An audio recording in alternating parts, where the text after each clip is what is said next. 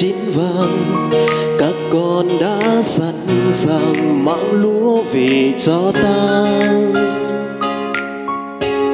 Mùa gặt thì thuật trông, xong con gặt thì thiếu, ta sẽ sai ai đi? Ai sẽ đi cho ta? Chiều mùa gặt đang tới, nào có mấy ai ra đồng. Ai ơi, một cánh đồng vàng bao la ngút ngàn, Chúa đang gọi mời chúng ta bước vào cánh đồng. Hăng say hai bó lúa mang về cho Cha. Khi mùa gặt đang tới, mùa gặt lan ra khắp nơi, muôn nước muôn người suy tôn Giêsu. Người đi trong nước mắt sẽ gặt lấy mừng vui. Lại Cha yêu dấu ơi, xin hãy sai con đến trong mùa ngày.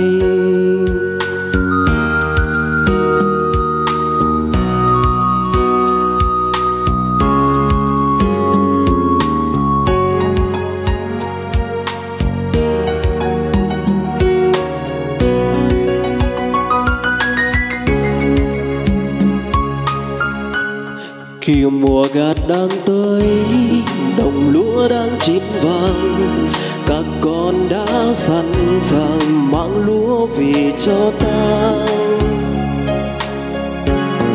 Mùa gặt thì thuật trung, xong con gặt thì thiếu, ta sẽ sai ai đi? Ai sẽ đi cho ta? Mùa gặt đang tới, nào có mấy ai ra đồng. Ai ơi, một cánh đồng vàng bao la ngút ngàn, Chúa đang mời gọi chúng ta bước vào cánh đồng. Hăng say hai bó lúa mang về cho Cha. Kìa mùa gặt đang tới, mùa gặt lan ra khắp nơi, muôn nước muôn người suy tôn Giêsu. Người đi trong nước mắt sẽ gặt lấy mừng vui. Lại Cha yêu dấu ơi, xin hãy sai con đến trong mùa ngày. Kìa mùa gặt đang tới, nào có mấy ai ra đồng. Ai ơi, một cánh đồng vàng bao la ngút ngàn, Chúa đang mời gọi chúng ta bước vào cánh đồng. Hăng say hai bó lúa mang về cho Cha. Kìa mùa gặt đang tới, mùa gặt lan ra khắp nơi, muôn nước muôn người suy tôn Giêsu. Người đi trong nước mắt sẽ gặt lấy mừng vui.